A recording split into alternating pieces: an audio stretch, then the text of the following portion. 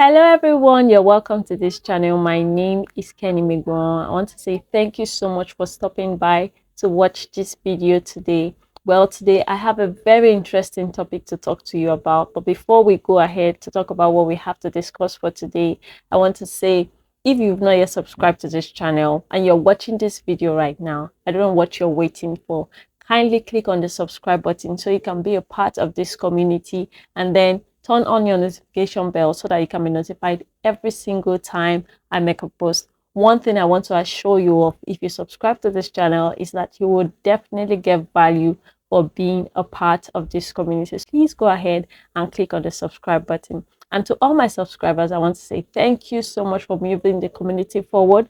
Thank you for trusting this channel. On this channel, we'll talk about lifestyle, faith, spoken word, relationship, marriage, family life, and so much more as God enables us. Hey guys, welcome back. So I said I'll be talking about something really interesting, right? Well, today I'll be talking about interesting habits that you need to develop or cultivate in your relationship and marriage. And yes, guys, it's going to get interesting. So I want you to stick to this video till the end. Make sure you watch every bit of it, and I'm sure you'll definitely enjoy today's content. Let's go right into the gist for today. The first habit I want you to cultivate as a couple or intending couple in marriage is the habit of praying. And I mean praying together. You see, in most of my videos, I always emphasize on the place of prayer. And to tell you the truth, there's no way you can have a successful marriage or a successful relationship if you take prayer out of it. Prayer is an important factor in any marital journey. Now, that being said, you need to cultivate the habit of praying, and not just praying together, even while you're still courting, and even most importantly when you're in marriage. Because when you pray together, it goes a long way to build a formidable force against the enemy. When you pray together, it goes a long way to build your faith. The Bible says that when two shall agree on a thing, it shall be established in heaven. The Bible also says, can two work together except they be agreed? If you don't agree in the place of prayer, you will find that there will be so many things to struggle about. And also in your marriage, if you cultivate the habit of praying together, you'll find that it is easy for you to come to certain agreements on certain issues.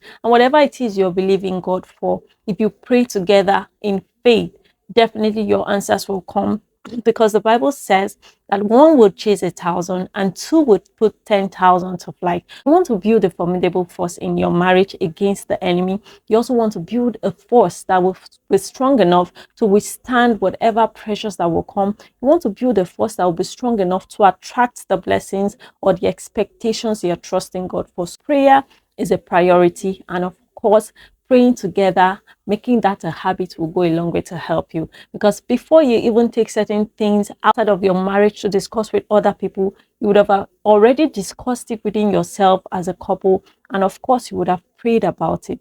Sometimes couples need to understand that they are both priests to each other and in their marriage. Before you take it to your pastor, before you take it to that religious leader that you have, first of all, take your time to pray about it as a couple, and you'll see the results will come in for you. So please take advantage of that. Pray together as a couple and make sure that it's a habit for you. But when both of you form the habit of praying together and making sure that you have a prayer routine, it's going to be easy for you to call on each other and say, babe, pray about this for me, or pray concerning this issue, or let's agree concerning this matter. Because when you find that you have a spouse who is not willing to pray with you, or who is not willing to grow spiritually with you, it becomes a difficult thing. The burden will be carried by just one person alone. So we've gone past the era of one person leading the family spiritually. In other words, that's what I'm trying to say, is one person taking all the burden of leading the family spiritually. What you have to do is both of you have to come together to be able to hold the mantle that will help your family scale through spiritually. It's really important. Don't just leave it for the wife. Don't just leave it for the husband. Make sure you also have a place on that family altar that both of you can come together and agree on a thing. And one of the things you get to do when you establish this, you also set a base, a foundation for your children, for an example for them to follow. So it's important that you cultivate the habit of praying praying together, even while you're still cutting. You pray while you're gisting, pray while you're on call, pray while you're even going out together. Make sure that you cultivate the habit of praying. Schedule times that you pray together. It's going to go a long way to help your marital journey. The second habit I want you to cultivate as a couple or intending couple is the habit of being friends with each other. And when I say being friends with each other, I mean finding or looking at each other or considering each other as your best friend. Yes, it's important that you see your partner or your wife or husband as your best friend, not just that bestie that you've had for years. No, I'm not saying you discard that friendship that means so much to you, but I want you to make your partner a priority in your life. Let that person who is your wife or husband, or who is going to be your wife or husband, feel the highest rank of your relationships, aside your immediate your family, where you're coming from. Once you enter into marriage, or once you find someone that you want to enter into marriage with, let it be a priority that this person becomes high ranking in my list of association, in my list of friends. Because when you find friendship in the person you're going into marriage with, it's going to be easy for you to enjoy it. Just imagine a situation where you don't have a basis of relating with yourselves. It's going to be trouble here and there, and you won't even enjoy that relationship. It's going to be one of the pointers or the red flags that you will look out for while you're dating somebody. If there's no place or basis for friendship, if you don't relate well, that should be one of the pointers on what you should look out for and say, maybe this person is not the right person for me. But if you know that this person is the right person for you, and you are entering into marriage with that person, or you are already in marriage with that person, you must establish a basis of friendship, and not just anyhow friendship. Because someone that you live together with, you sleep together with, someone that you're intimate with in marriage, you need to have that connection with that person. Let that person become a part of you, and for that person to become a part of you, you have to develop friendship with that person. You have to make sure you build your relationship on this basis of friendship, because every successful marriage will first of all thrive on the basis of friendship when they start relationships. So it's really important that you cultivate the habit of seeing your partner as your best friend, seeing your partner, your wife, your husband as your best friend. Before you call Chinedu and say, Chinedu, let's hang out. Before you call Anita and say, Anita, how are you doing? Can you come over, or can I come over? You need to be able to settle it that no other person will come before your partner. It's really, really important that you do that. The third habit you want to cultivate is the habit of reading together. It is said that the moment you stop reading, you begin to die. Now, reading together in relationship or in marriage will not only help you grow and live, but it will also create a basis of discussion. If you and your partner decide to read together, you find that your ideas begin to resonate with each other. It's not a situation where your husband is talking about finances, or and you're talking about a reality show, or it's not a situation where your spouse is talking about spiritual growth and you are talking about a football match. Now there will definitely be points where your passions and all will resonate, but when you read together, you have like minds. When you read together, you are exposed to similar information that you can easily communicate on. See, it becomes boring when your partner is talking about this and then you have no idea what that person is talking about. That person will begin to look for opinions of other people, and that's where you begin to see attentions being drifted. That person will begin to seek someone that has like minds. One of the things that happens with me and my husband when we read a particular book and we are talking about it, you see that gist flows. We enjoy it so well because we begin to exchange information. We begin to talk about the things we've learned and how it affects our lives, or how it will affect us. You understand? When you and your partner decide to read together, when you cultivate the habit of reading together, it will go a long way to help build your communication. It will go a long way to help build your mindset. It will go a long way to help resonate your ideas, because the moment you are thinking about this thing, at that point in time, could be exactly what your partner is thinking on, because you both have decided that we're going to read this particular material, we're going to read this particular book, and let's discuss it. You understand? Now, you can't do that every time. It might not be possible for you to do it every time. And there will also be times that you read a particular material and you want to share, because you already have that reading habit cultivated inside of you. It's going to be easy for you to discuss and exchange ideas with each other. So it's important that you read. And for you who is not yet married, who wants to go into marriage, I want to advise you, please read books. Make sure that you read books on marriage, read books on family, read books on finance, read why. Just make sure you gather information, because it's going to go a long way to help you. Many people who refuse to read, who consider reading as a burden, they know how they feel now, and they wish they took some steps that they refuse taking back then. Reading is really important. It's going to go a long way to help your marital journey. You cannot underrate it. You cannot underrate the place of gathering information, necessary information that will help build your marital journey and edify your life. Read books on finance, read books on marriage, read books on spiritual growth, read books on personal development. Just read things that will help you grow, and you see how it will help both of you get close to each other and appreciate each other's mindsets. Now, this one, I want you to take note of it. Please ensure that you cultivate or develop the habit of forgiving each other and resolving your issues as soon as possible.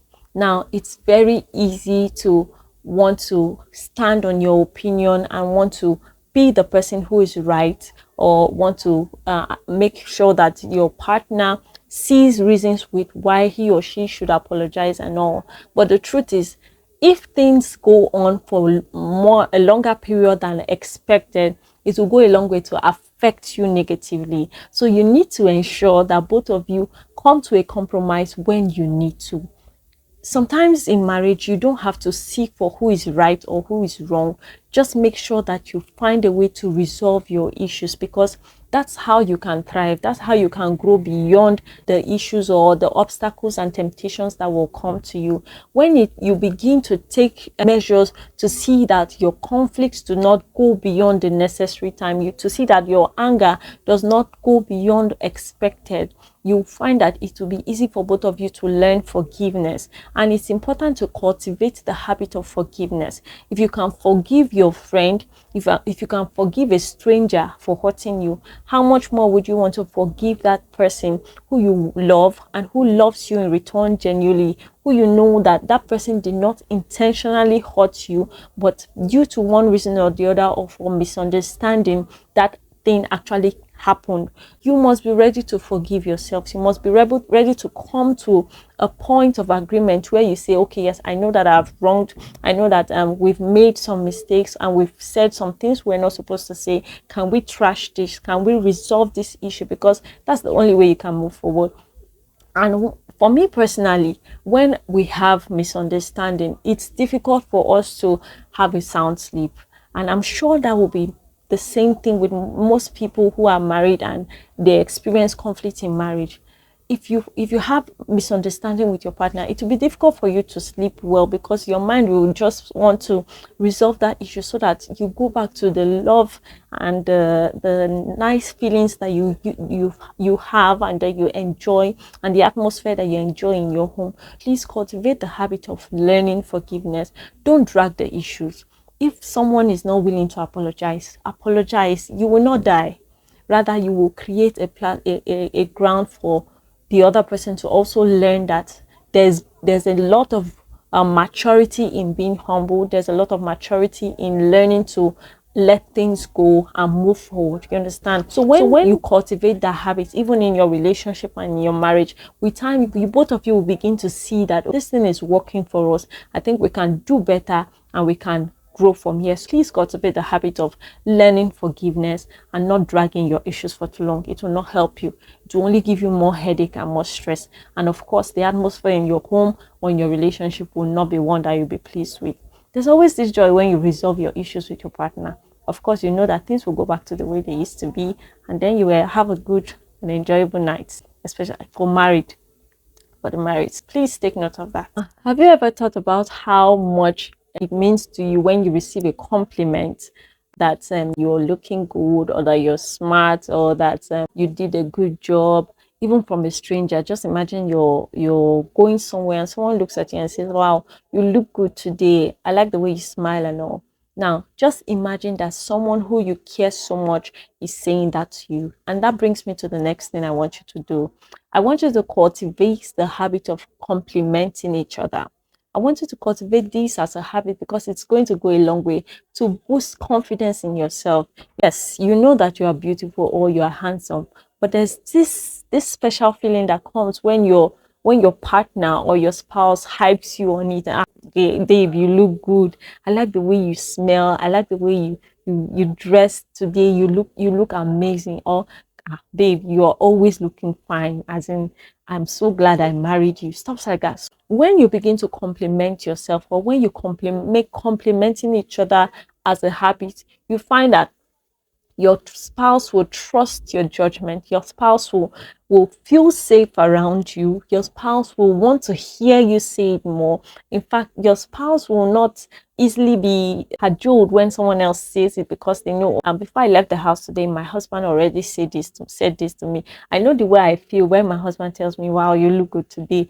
You understand? And I said today because I'm really working on myself, because sometimes I'll just like this. But then when he sees and he knows that, wow, there's something different, he will definitely say it, because that's what he wants, that's what he likes. And I'm okay. I said, I'm going to work on this, I'm going to do more of this. You understand? When your spouse tells you that, "Babe, you look good, you're smart, I like the way you think, I like the way you handle the situation," you see, it's going to go a long way to boost your personality. It's going to go a long way to help also boost your spouse's personality. And of course, it's going to help them know that you appreciate them, and you want the best for him or her. You understand? Please make sure that you cultivate it as a habit to compliment each other. There's no harm in doing that.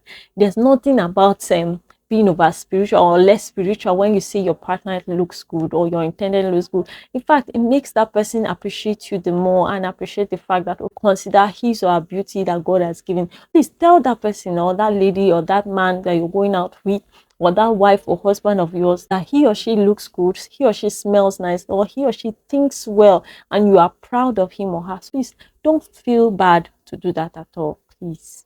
Right, so I want you to take note of this now. I want you to cultivate the habit of building trust. Now, it's not easy to build trust, but when you build trust, it means security to your partner, it means security to your relationship.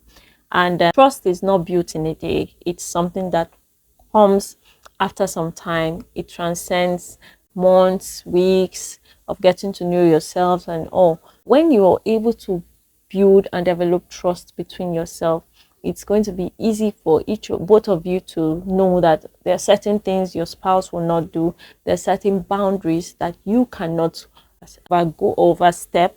There are certain things that you know that you will not allow, or that your spouse will not allow. No matter what you hear, no matter what looks like might be happening, you know that your spouse cannot do certain things, because you've been able to develop trust between each other. And you will not be afraid to be open to yourselves. You will not be afraid to say, "Okay, yes, I want to leave my phone here with my husband or with my wife, because I know there's nothing I'm hiding, there's no secret I'm hiding." And if they find something shady, it's going to be easy for both of you to say, "Why is this happening?" or why is this like this?" And you will be able to explain to this person without having any fear or doubt that this person might not believe you, because you already know that you're saying the truth. And one thing about being truthful is that there is no lie that you want to lie.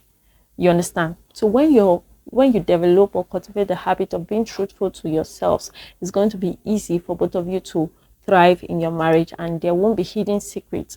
There won't be hidden agendas that will prevail against your marriage. Because it's funny how some people are jealous of the fact that you have a good marriage, and they will try to see how they can truncate your union, or people are jealous of the fact that you have a good relationship, and they will see how they want to jeopardize it.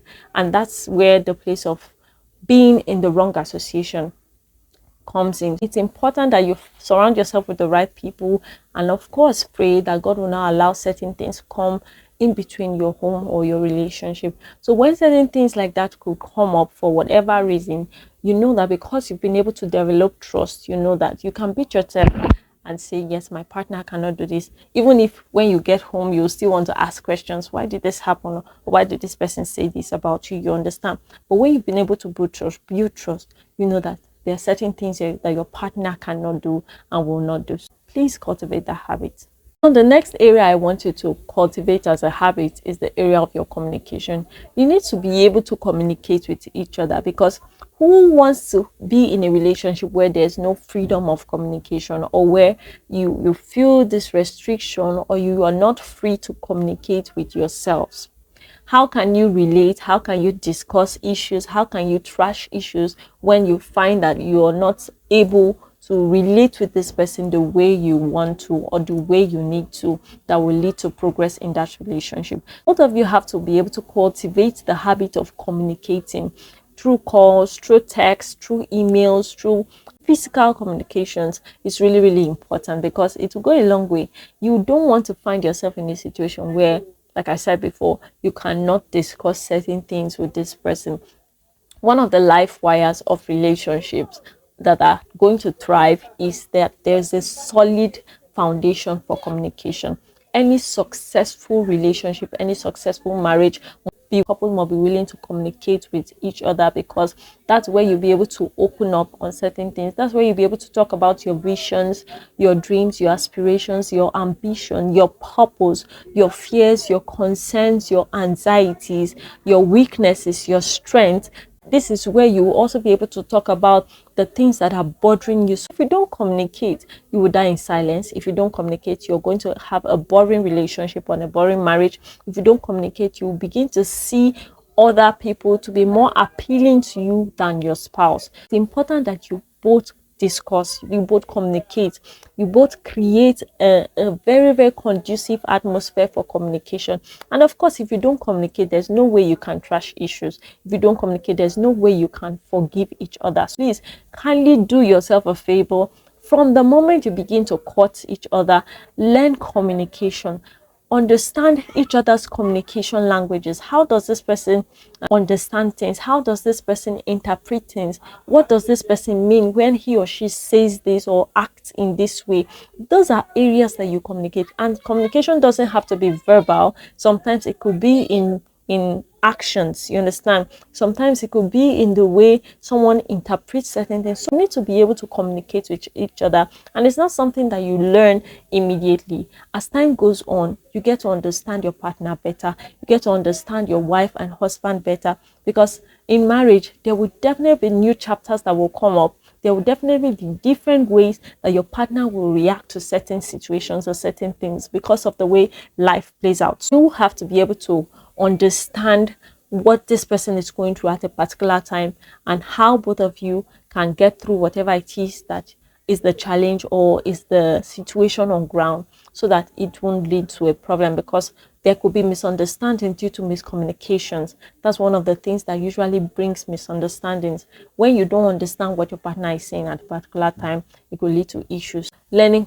communication and developing it as a habit for yourself is going to be really important. It's going to help you to be able to handle things that will come in your marriage. Guys, these are areas that I want you to develop in order for you to enjoy your marital journey or your relationship. It's going to go a long way to help you. Now, this is not everything that entails this topic, that this topic entails, but then these are areas that you should consider taking steps in, because it's going to go a long way to build your marital journey. And I pray that God helps you. Most importantly, I want you to develop the habit of trusting God. This is where I'm going to wrap this up. Develop the habit of trusting God, and it takes faith.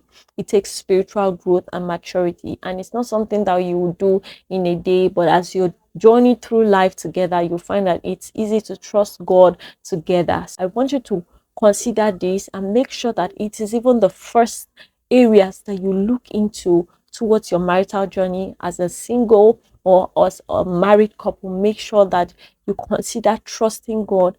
Make sure that you can put that as a priority in your marriage. and you will see how God will come through for you and how God will help you. Thank you so much. I hope that you enjoyed this video as much as I enjoyed making this content for you. I know that you've gotten value watching this video to the end. Please kindly subscribe to this channel, turn on your notification bell so that you can be notified every single time I make a post. Also, feel free to share this video with as many as you can. Thank you so much for your time. It's been a pleasure making this video for you today. My name is Kenny Mebwan. God bless you and have a wonderful day.